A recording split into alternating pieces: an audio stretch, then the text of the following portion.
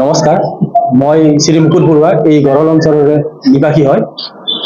আচলতে কি যোৱাকালি আমাৰ ইয়াৰে এজন দীপক দাস বুলি কোৱা ব্যক্তিয়ে মোৰ আৰু মোৰ দাদা শ্ৰী কল্যাণ বৰুৱাৰ ওপৰত এটা মিছা অপবাদ ও ভিত্তিহীন এটা গোচৰ দি পেলাই আপোনালোকে সন্মানীয় কোনোবা দুটি পৰ্টেল নিউজত আমাৰ বিষয়ে এটি মিছা অপবাদ প্ৰচাৰ কৰিছিলে আৰু যিটো একেবাৰে ভিত্তিহীন। আৰু সেই সংক্ৰান্ততে মই মোৰ ফালৰ পৰা আজি আপোনালোকক চৰকাৰী তথ্য সহকাৰে মই মোৰ স্পষ্টীকৰণ দিবলৈ ওলাইছো। আৰু এই স্পষ্টীকৰণৰ ভিত্তিতে মই আপোনালোকক প্ৰথমতে ক'বলৈ ওলাইছো যে আমাৰ এই গড়ল গাঁৱৰ আপোনাৰ আজাৰা ৰাজচক্ৰৰ অন্তৰ্গত ৬৬ নম্বৰ পাপ্তাৰ ৮ নম্বৰ দাগ ভূমি সংক্ৰান্তত এটি আপোনাৰ স্পষ্টীকৰণ দিব লাগে, যিটো এই ভূমি সংক্ৰান্ততে দীপক দাসে যোৱাকালি আমাৰ ওপৰত এটা মিছা অপবাদ দিছিলে। আৰু সেই অপবাদ সম্পৰ্কে আজি মই আপোনালোকক অৱগত কৰাবলৈ ওলাইছো যে যোৱাকালি আপোনালোকক দীপক দাসে বাৰ বাৰ কৈ আছিলে যে তেওঁৰ কাষত থকা মাটিখিনি, যিটো আপোনাৰ ৮ নম্বৰ দাগৰ পূব চাইডৰ থকা মাটিখিনি ৪.৫ কঠা মাটি তেওঁৰ নামত আছে, এইটো একেবাৰে মিছা। এইটো সঁচা কথা যে তেওঁ এটা সময়ত সেইখিনি মাটি এটা এগ্ৰিমেণ্ট পাৱাৰ অফ এটৰ্নি এখন বনাই লৈছিলে, যিটো পাৱাৰ অফ এটৰ্নি আজিৰ দিনত আপোনাৰ এইখন কেঞ্চেল হৈছে। তেওঁৰ পাৱাৰ অফ এটৰ্নিটো এইখন মতে কেঞ্চেল হৈছে আৰু এটা ৰেজিষ্টাৰ এইখন কেঞ্চেল হৈছে আৰু তেওঁৰ পাৱাৰ অফ এটৰ্নিটোত এতিয়া কোনো মূল্য নাই। আৰু লগতে তেওঁ বাৰ বাৰ কৈ আছে যে তেওঁ মাটিৰ অ'নাৰ হয়। তেওঁ এখন চৰকাৰীভাৱে স্বীকৃতিপ্ৰাপ্ত এখন ডকুমেণ্ট দেখাওক যে সেই মাটিটোত তেওঁৰ নাম আছে কিবা। তেওঁৰ নাম আজিলৈকে কোনো নাই। আৰু তেওঁ বাৰ বাৰ কৈ আছিলে যে তেওঁ এই নাবামৰ মাটিখিনিত লাইটৰ বিলটো তেওঁৰ নামত আছে। যদি তেওঁৰ নামত আছে তেতিয়াহ'লে আপোনাৰ এইখন বিল আপোনালোকে চাই থাকিব ০২/২০২৫ চনত এইটো নাবাম ইয়াবামৰ নামতে এই লাইটৰ বিলখন আছে। গতিকে তেওঁ সম্পূৰ্ণ এটা মিছা কথা কৈ আছে তেওঁ।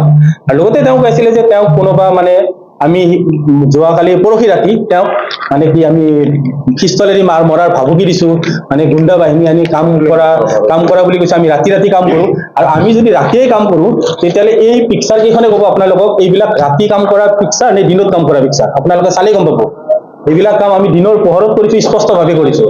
আৰু অৰুণাচলৰ মানুহজনে তেওঁৰ মাটিত তেওঁ নিজে কাম কৰিছে, ৪ সীমাৰ বেৰা তেওঁ নিজে দিছে, তাতে আমি দিব যোৱা নাই। অৰুণাচলৰ মানুহজনৰ মাটি অৰুণাচলৰ মানুহজনৰ নামতে আছে।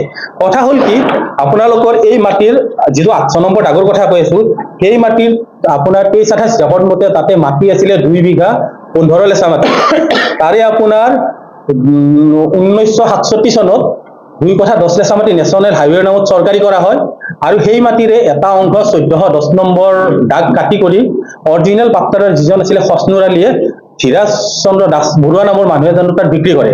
আৰু বাকী ৰৈ যোৱা ১ বিঘা ১ কঠা ১৫ লেচা মাটি, সেই মাটিখিনি কালক্ৰমত সেই খছনুৰ আলীয়ে উমেশ চন্দ্ৰ দাসক বিক্ৰী কৰে। আৰু সেই উমেশ চন্দ্ৰ দাসে আকৌ সেই মাটিখিনিয়ে ২০১৩ চনত নাবাম ইয়াবাম অৰুণাচলৰ মহিলা এগৰাকীক ৪.৫ কঠা মাটি এটি সুস্থিৰ ৪ সীমা দি মণ্ডল চাৰ্কুল অফিচাৰ গোটেইখিনি মাটি আনি মাটিখিনি সমজাই দি তেওঁক সেই ৪.৫ কঠা মাটি বিক্ৰী কৰি দিয়ে।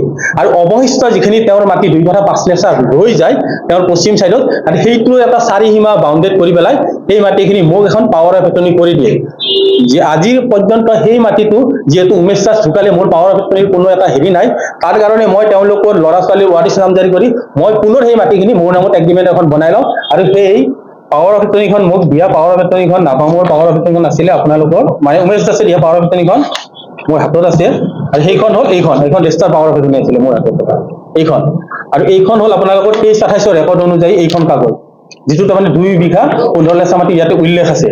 আৰু লগতে দীপক দাসে এইটো কথাও বাৰ বাৰ কৈ আছিলে যে তাত থকা ভাড়াতীয়া মানুহখিনি আমি ভাড়া দিছে। একচুৱেলি সেইখিনি মাটি আমি ভাড়া দিয়া নাই, যিহেতু সেইখিনি মাটিৰ অ'নাৰ আজিৰ দিনত নাবাম ইয়াবামেই হয় আৰু তেওঁই ভাড়া দিছে। আৰু তেওঁ ভাড়া দিয়া এইখিনি কাগজ, ইয়াৰ চিগনেচাৰ লৈ পেলাই এই নাবাম ইয়াবামে তেওঁলোকক ভাড়া দিছে। এই কাগজখিনি চালে আপোনালোকে গম পাব। আপোনালোকক এটা দিছে মই এইবিলাক কাগজ, ইয়াতে চাইন আছে নাবাম ইয়াবামত, আপোনালোকে এইখিনি চাই ল'ব পাৰে। আৰু দীপক দাসৰ যেতিয়া পাৱাৰ অফ এটৰ্নিটো কেঞ্চেল কৰে, তেওঁ নাবাম ইয়াবামে তেতিয়া পেপাৰত দিছিলে, দীপক দাসৰ প্ৰতি লিগেল নটিচ দিছিলে আৰু বহুত কিবা কিবি কাম কৰি এটা লিগেল হিচাপত তেওঁ পাৱাৰ অফ এটৰ্নিটো কেঞ্চেল কৰাইছিলে। এইখিনিৰ লগতে দীপক দাসে বাৰ বাৰ কৈ আহিছে যে মই গুণ্ডামি কৰি তেওঁক মাৰ ধৰ কৰিম বুলি এদিনা কৈছো। যিটো দিনত তেওঁক মাৰ ধৰ কৰিম বুলি কৈছিলো সেই দিনত মই তাতে উপস্থিত নাই, মোৰ অসুস্থতাৰ বাবে মই ঘৰত আছো। আৰু পুলিচ প্ৰশাসনৰ মানুহ আহিছিলে, পজিশ্যনত মোক কেতিয়াও পোৱা নাই আৰু মই নাই। আৰু তেওঁ এই গোচৰটো সম্পূৰ্ণ এটা ভিত্তিহীন, যিটোৰ কোনো মানে এটা মানে তথ্য সহকাৰে প্ৰমাণ নাই। কিন্তু মই আপোনালোকক দিয়া এই তথ্যখিনি সম্পূৰ্ণ শুদ্ধ। আৰু যদি দীপক দাসে আজিৰ দিনত আপোনালোকৰ জৰিয়তে হওক বা আইনীভাৱে হওক যদি তেওঁ লোৱা মাটিখিনি সঁচাকে তেওঁ এটা মানে চৰকাৰীভাৱে এটা সুস্থিৰ আৰু এটা শুদ্ধ ডকুমেণ্টছ এখন দিব পাৰে, মই আজি আপোনালোকৰ এই পৰ্টেল চেনেলৰ জৰিয়তে ক'ব বিচাৰোঁ তেওঁক মই মাটিখিনি মই হাঁহি মুখে মোৰ ভাগত থকা মই এগ্ৰিমেণ্ট কৰা মাটিখিনি মই তেওঁক এৰি দিম। আৰু তেওঁ বাৰ বাৰ কৈছে মই মাটিখিনি 50 লাখ টকাত কোনোবাক বিক্ৰী কৰা বুলি। আপোনালোকে কওক এজন এগ্ৰিমেণ্ট হোল্ডাৰে মাটি এটা বিক্ৰী কৰিব নোৱাৰে, আৰু সেইখিনি কথা ময়ো জানো। কাৰণ কিয় মোৰ নামত মাটি নাই, মই জাষ্ট এগ্ৰিমেণ্ট কৰি মাটিটো ৰাখি থৈছোৱে।